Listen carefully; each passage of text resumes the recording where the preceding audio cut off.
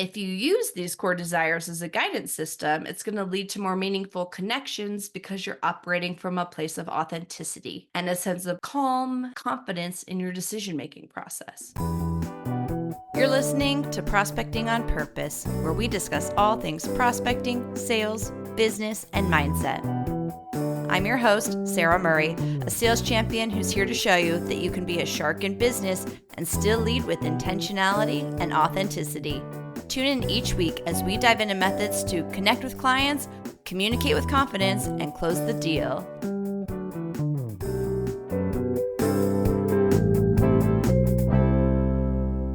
Hello, and welcome to Prospecting on Purpose. This episode airs January 8th, 2024, and the podcast launched January 9th, 2003. So it is the 1-year birthday eve of Prospecting on Purpose. Thank you so much for being here. If I could boil down what I want this show to be, I think it really comes down to discussions about personal development, business strategies, and the pursuit of success. And in the past few years, I've had to redefine what success looks like to me. And of course, this is a very subjective subject. Success looks different to everyone. Most of us, myself included, view success as the achievement of a goal or the attainment of a desired outcome or the fulfillment of our dreams, right? That's what we want success to look like. Oftentimes, it's external factors such as wealth, career accomplishments, recognition. For others, it may be more about inner fulfillment, personal growth, happiness, positive impact they have on others. For most of us, it's probably a compilation of all of the above. The beginning of the year is a prime time when we look at our past successes and we set our goals and objectives for the upcoming year. I really love this time of year because it's just a very natural time to carve out some time and think about what you want to achieve in the upcoming year. And then you chart out your path on how you're going to get there. We are going to talk about best practices for goals and objectives on this show, but not for this episode. However, if you're listening to this live, I'd love to invite you to a free workshop on Friday, January 19th at 12 p.m. Eastern. It's called Big Rocks 2024 Goal Setting Workshop. I'm going to walk you through my process for achieving complex goals. It is highly customizable for you. It comes with an editable download that you can complete and use in whatever way works for you in your role. It's something I take my clients through. I use it for my business. I've used it in my sales roles. So if you're interested in that, sign up and learn more at saramurray.com/big rocks. For this episode, we're going to talk about a different way to view our goals and our definition of success. I am a big reader. I read a lot of books, and it's a nice range of business books, personal and spiritual development books. And then, of course, there's, the romance and young adult science fiction, which got me out of jury duty once, if anyone needs to try that. But from kind of a combination of business meets personal and spiritual development, years ago, I read a book called The Desire Map, written by Danielle LaPorte. It was released in 2014, and I bought the audio version and the printed version. And I liked it so much that I gifted the printed version to a lot of people in my life at the time because it made a big impact on me. And I still use some of the practices that I learned from it today. The central theme of the Desire Map revolves around the concept of setting goals and then creating a life plan based on one's core desires and feelings rather than external expectations. The author encourages readers to connect with their emotions, identify their true desires, and then use these insights to guide their decisions and their actions. She calls these core desires. The concept really resonated with me because it allowed me to create almost this internal guidance system that helped with tangible goals. So all of this bubbles up to a structure to support us in living fulfilling lives that are authentic to us and what we want to do and achieve in our lives. This episode is a little summary of the concept. I will share my core desires that I identified 10 years ago. I have 3. It is a fascinating read though. So if you are interested in learning more, I encourage you to check out the book. It takes readers through a series of exercises and reflection. Each chapter focuses on a specific aspect of this process and a different area of life. It provides guidance and practical tools to help individuals align their actions with their deepest desires. And she If I'm remembering right, she has you pick your top three core desires. I'm going to share my top three with you. I will read a short list of example core desires in this episode so you can get a feel for what resonates with you if you want to explore this process. And then I'll wrap up with some examples about how my three core desires impact my physical reality and how I incorporate them into my work and my career. After reading the book and sitting with it and changing my mind a lot, I boiled down my core desires to three words, and they've stayed pretty consistent for about the past 8 years. My core desires are connection, creativity, and calm. Those are the three main pillars I want to have in my life as what fuels my feelings of fulfillment.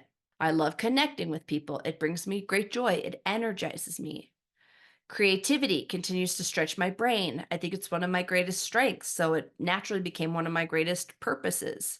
And then I like to have calm in my life. I can be hyper and energetic and very adventurous, but it's in a peaceful way. I don't like drama.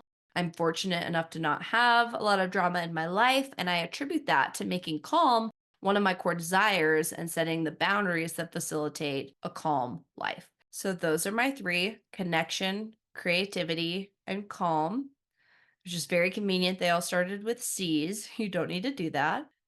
I'm going to read off about 25 words here. There are, of course, hundreds more, but I'm just going to read off a handful. And as you're listening, see which words stand out to you that could serve as this emotional guidance system for you.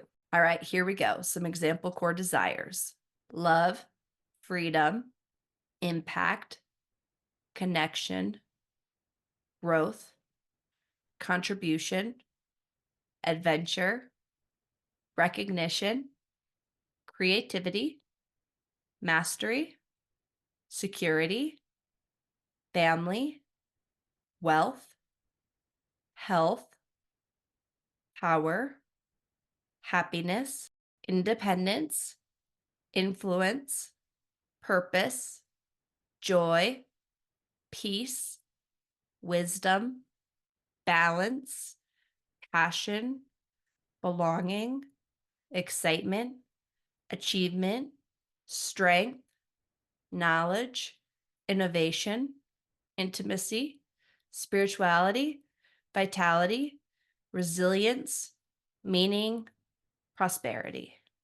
Now that we have a list of examples, I'm going to go over how understanding your desires helps align you with setting tangible goals. If you understand what's important to you from a place of fulfillment, it's going to help you in what actions you take to move forward. Using my three words: connection, creativity, and calm, starting with connection, this one's pretty easy. My greatest source of fulfillment is connecting and collaborating with others. And really, at the core of it, it's just building relationships. In a sales role, this is really straightforward. I'm building relationships with my clients and my colleagues. My core desire for connection means focusing on building genuine and lasting connections with others. So instead of rushing to close a deal, you take the time to understand their needs, concerns, and goals. And then this approach has served me very well in a sales role because it leads to trust and repeat business. And it's coming from a place of authenticity because this is one of my core desires. I genuinely want to connect with others.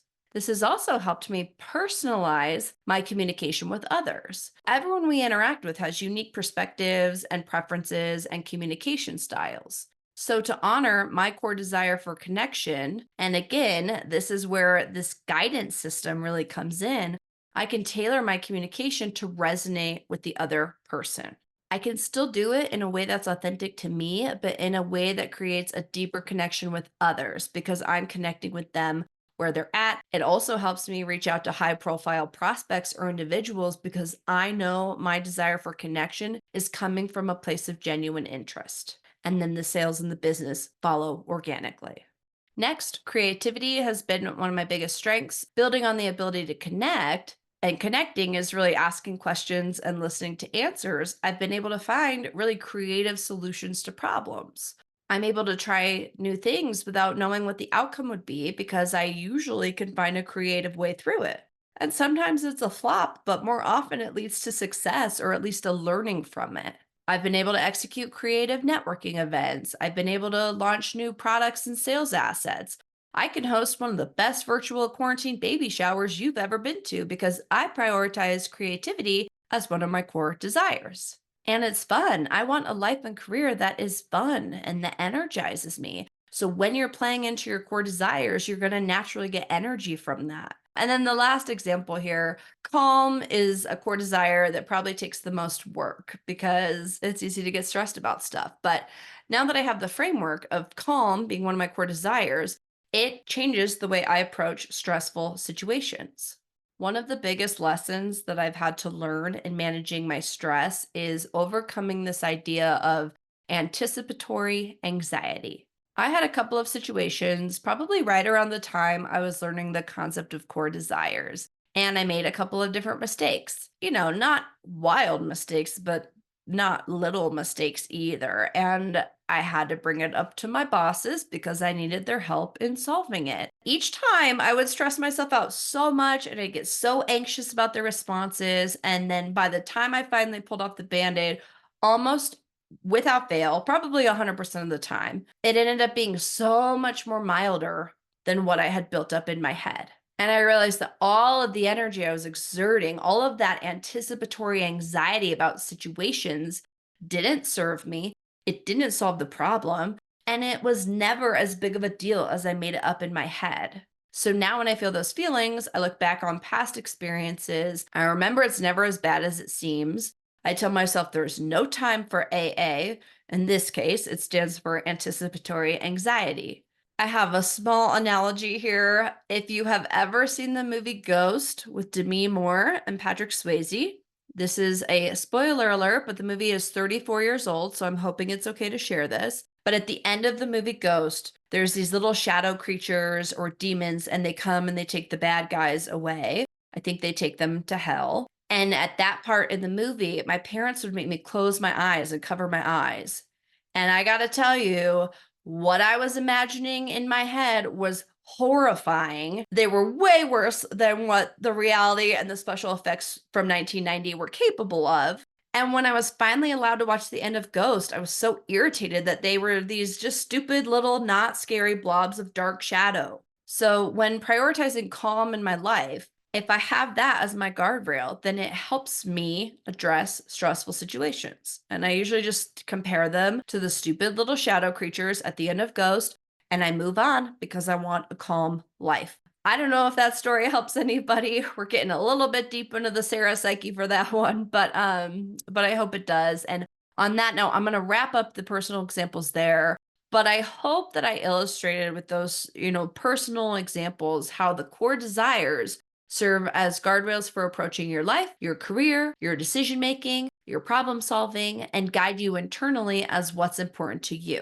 If you use these core desires as a guidance system, it's going to lead to more meaningful connections because you're operating from a place of authenticity and a sense of calm confidence in your decision-making process. It has served me really well. Connection, creativity, and calm I really enjoy it. Knowing those words, I think, just help me identify and connect to myself more too. Connection, creativity, and calm.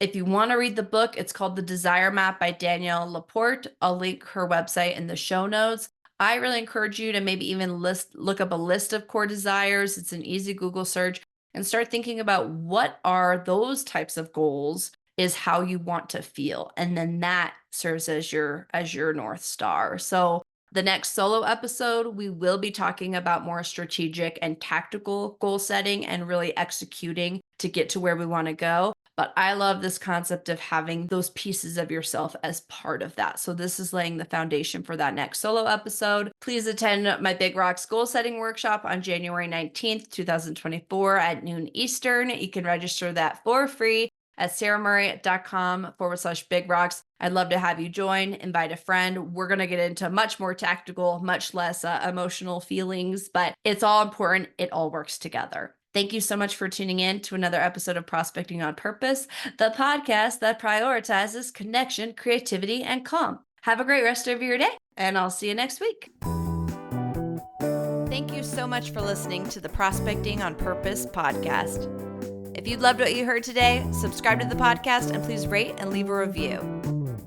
For more info on me, or if you'd like to work together, Feel free to go to my website, saramurray.com. On social media, I'm usually hanging out at Sara Murray Sales. Thanks again for joining me, and I'll see you next time.